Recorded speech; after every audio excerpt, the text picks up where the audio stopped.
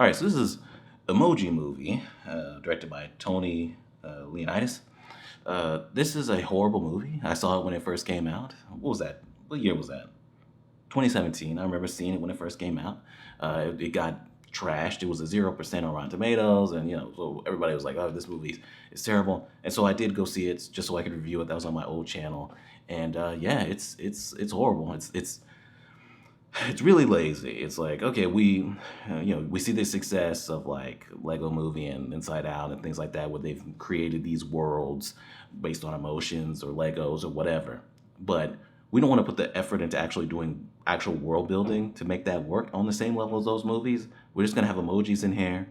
We're gonna try to appeal to young kids with like popular songs in the soundtrack and going through different apps that they recognize and things like that. And we're going to put very little effort into the storytelling of the characters. So in this, we have our main emoji, Gene, played by TJ Miller. Haven't seen him in a while. I think maybe he was canceled or something. I don't know, but I haven't seen him in a minute. Uh, so he's our main emoji. He's supposed to be man. He lives in Textopolis, which is the place where all the emojis, the different emojis live. Inside of Alex's phone, I believe that was the main kid, played by Jake T. Austin. So they live in Textopolis. The ones that are not emotion emojis, like the tree and things like that, they can be whatever emotions they want. But the ones that are emotions, like meh or smilers in here and things like that, they have to be whatever their emoji is all the time. Whatever that emotion is, they're that. And so he's meh, so he's supposed to be meh all the time. His parents are also meh, they're meh all the time. But he actually is able to do other emotions, which makes him kind of an outcast. But it's going to be his first day on the phone. His dad didn't think he should do it, but I think his mom was like, "No, he's got this." And so the way that they get put on the phone is that they go into these cubes, and this thing that looks like a hand with a finger scans them onto the phone, and then that's how they actually get put into a text by Alex, the boy who owns the phone. Uh, so he goes in there and he's going to get scanned in, but he gets nervous and he starts doing other emotions. And so he ends up being the wrong emotion when Alex goes to send the emoji to this girl that he likes, Addie, who they don't ever say how she got his number, but she texted him and he doesn't know how to respond. And so the other kid is like, no, no, no, send her an emoji. Words don't work. Send her words. Send her an emoji back. It's like, all right, whatever. We're really hyping up the importance of emojis in this, which I guess that makes sense. Smiler, who's the person who's in charge of everything going on with the emojis, is like, okay, well, you're a malfunction and you need to be erased. So she sends bots after him. While this is going on, we have James Corden, who plays High Five, the High Five emoji, and his whole motivation is he wants to be in VIP again. That's where all the popular emojis are at, and he's not popular anymore because I guess Alex is mainly using the bro fist. It was weird because I was like, okay, is this just popular emojis just in general, or are these just the popular emojis that Alex uses? I guess it's supposed to be the ones that Alex uses, but it's kind of muddled. It's not all that clear. But he can't get into VIP anymore because Brofist is taking his spot basically.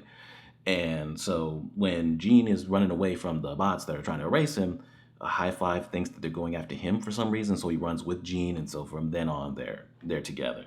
And the idea is that they're going to leave Textopolis and go find Jailbreak, played by Anna Faris, because Jailbreak was able to help a princess get off the phone. So the High Five's like, hey, if we find her, she can help you. Positives before we go in. I guess the performances are pretty good, even though I find James Corden absolutely annoying.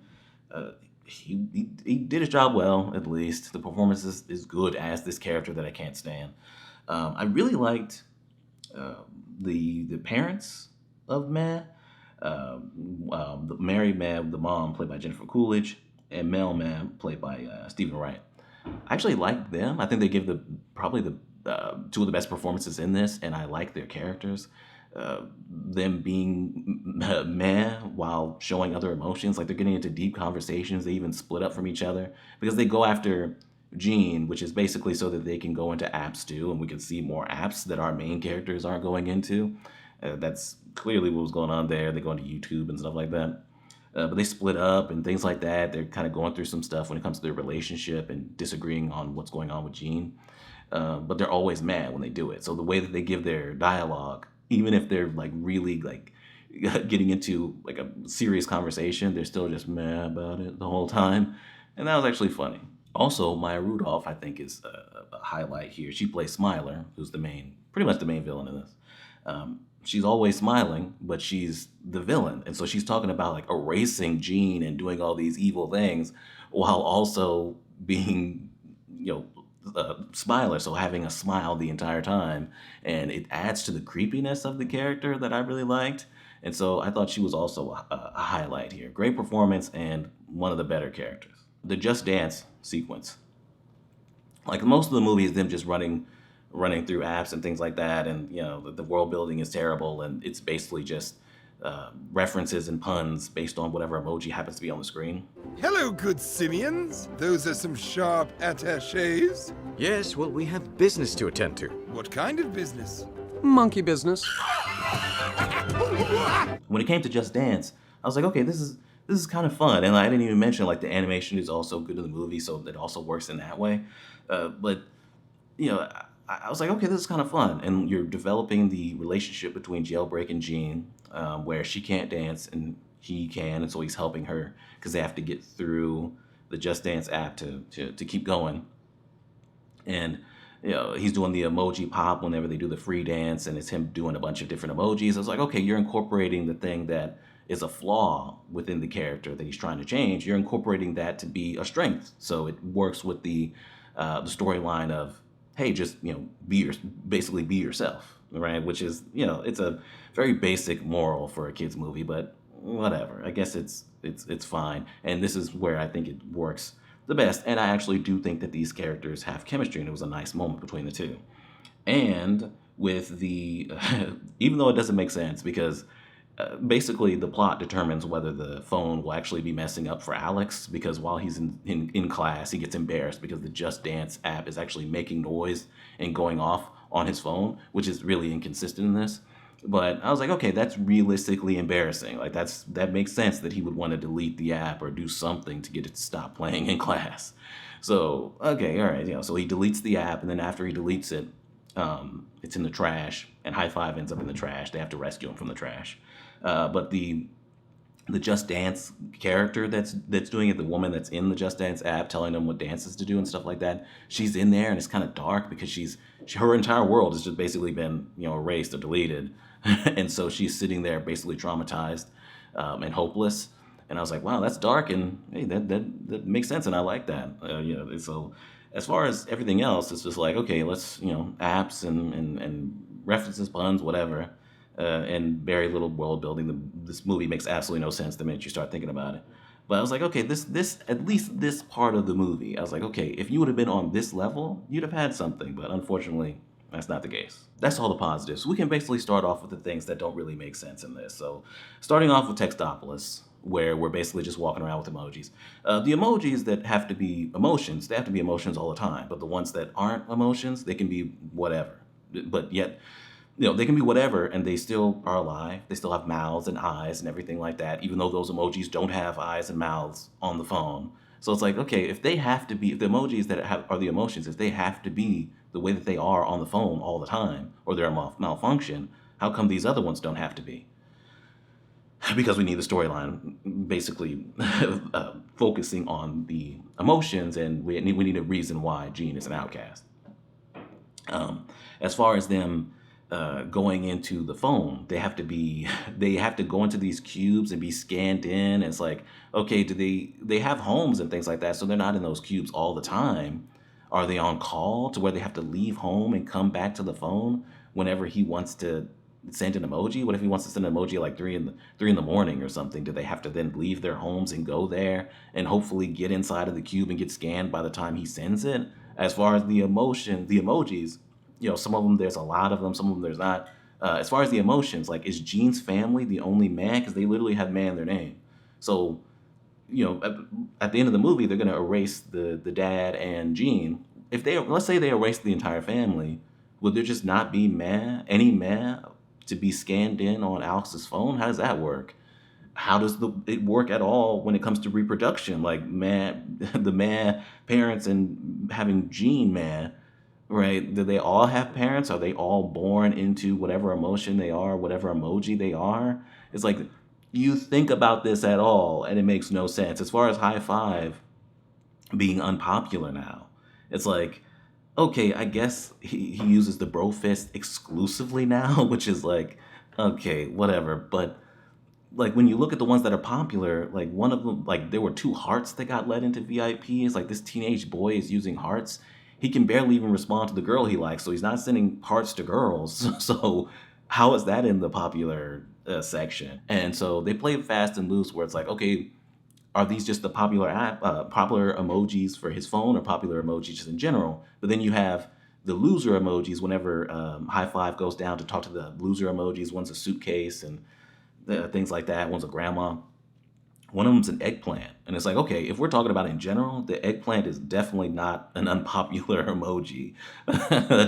So then it's like, okay, maybe so it would have to be just his phone that he doesn't use the eggplant. They have to leave Textopolis and go to, these other places and things like that. The first place they stop at, there's a app that's being concealed so his parents don't see it or whatever.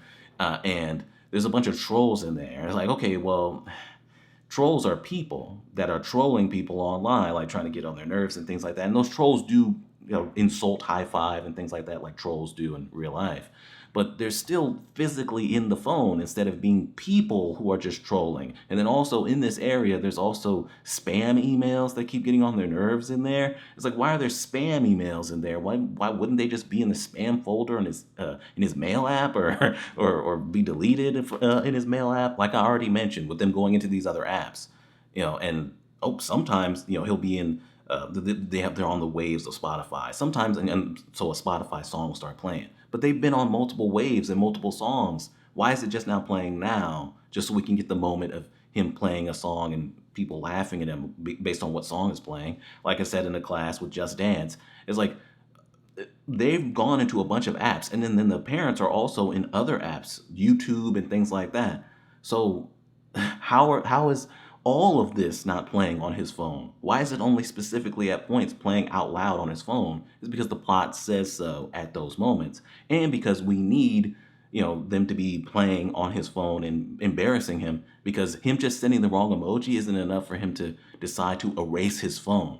I still don't think he should be erasing his phone. I still think there's steps to get to before that. Maybe try to bring your phone in to get fixed first. But he's like, no, I need to erase my phone, because we need to have like, we need to have stakes, like really high stakes for these characters in this phone. What higher stakes are there than just erasing the whole phone? It's really just it's them going from Textopolis, right? The wallpaper. They're in the wallpaper, which is in between.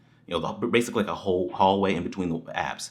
And so they could really just, they have to avoid the bots, obviously, but they could really just go past all these apps and go straight to the Dropbox or whatever. But, we need to stop in these apps because, hey, the kids will recognize them, and it's almost like an advertisement for these fucking apps. It's really cynical corporate filmmaking in that way.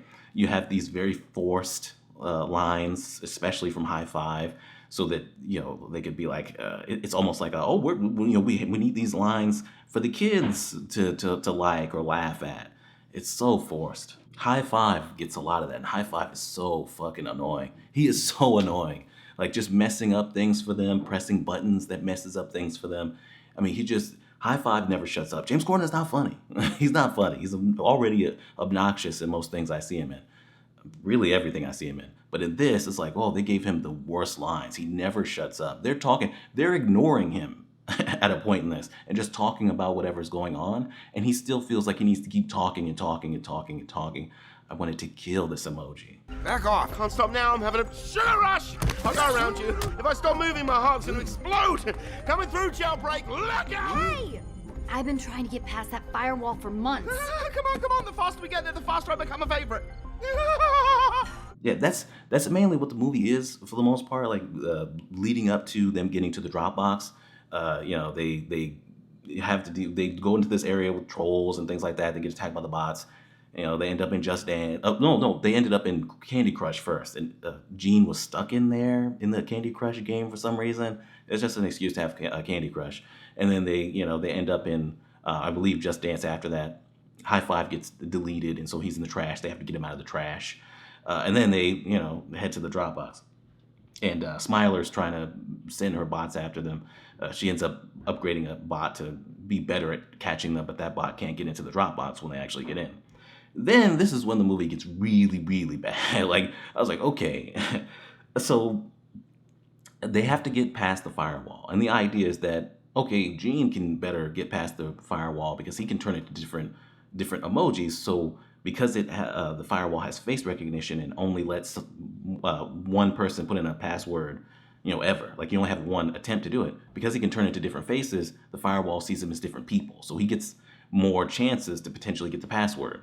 So they're like, okay, what could the password be? Is there a girl he likes? I was like, he's been trying to send the right emoji. He literally sent you, Gene, to this girl. He's been trying to send the right emoji to respond to this girl all movie long.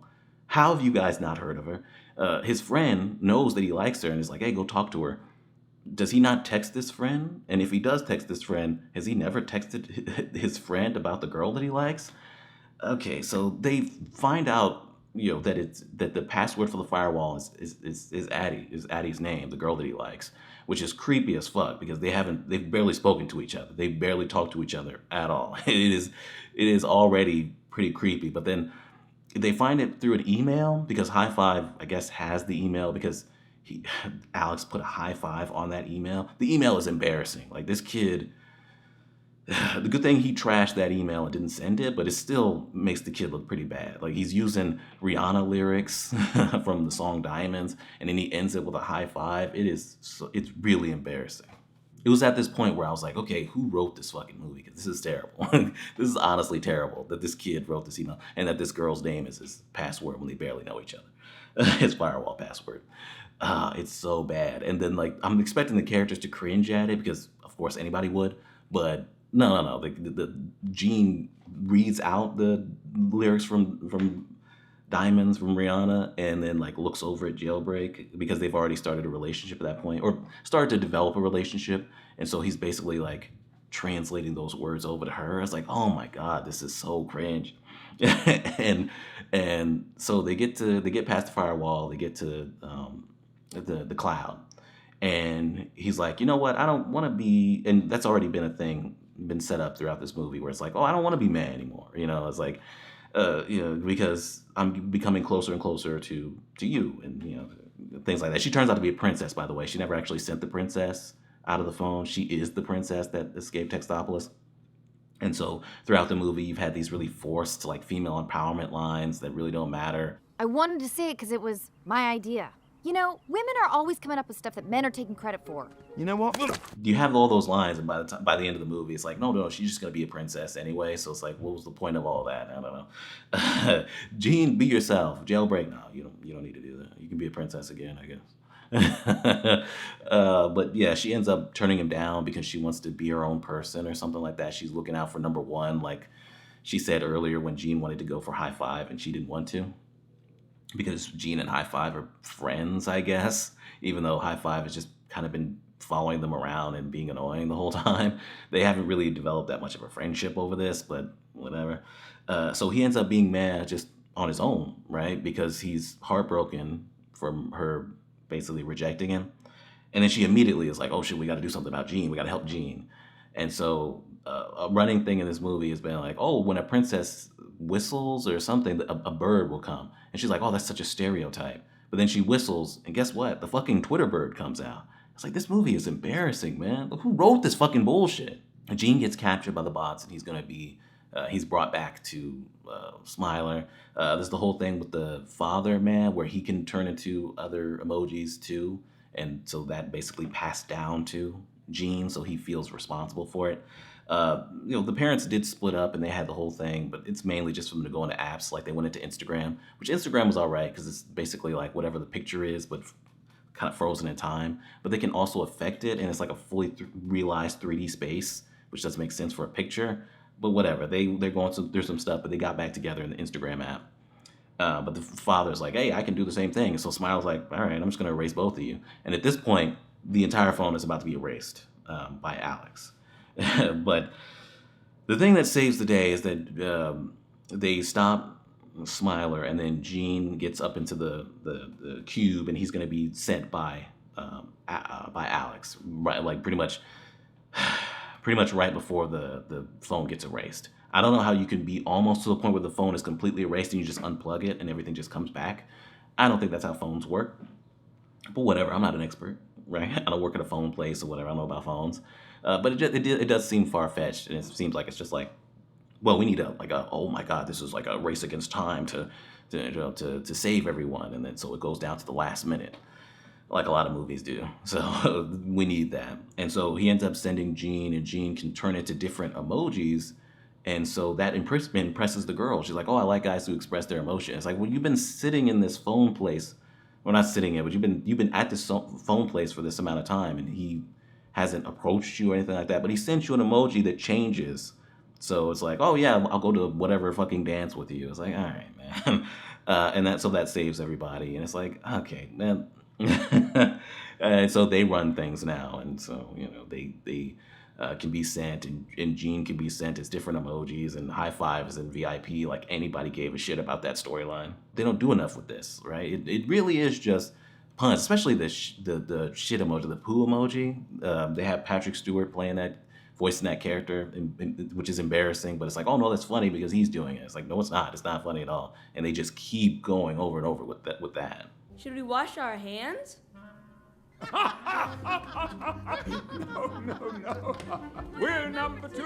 I know it was an accident. We all have accidents. You're so soft, Poop. Not too soft, I hope. It's got some good stuff about it, but it's I'm giving it complete shit. It's worthless, man. It's worth. I don't know if it's still 0% on Rotten Tomatoes, but it deserves that. It definitely does. I thought that when it first came out and I first saw it. I still think that. But anyway, yeah, I think that's all I had. And this has still probably gone on for longer than I wanted to. That is the Emoji Movie. Yeah, it's awful. Yeah, I don't like this kind of filmmaking or these kind of movies where it's just corporate. It's like, oh, we have to appeal to kids based on apps and things like that. I guess. Don't worry about putting any effort into it. We don't need to do all that. I don't like that.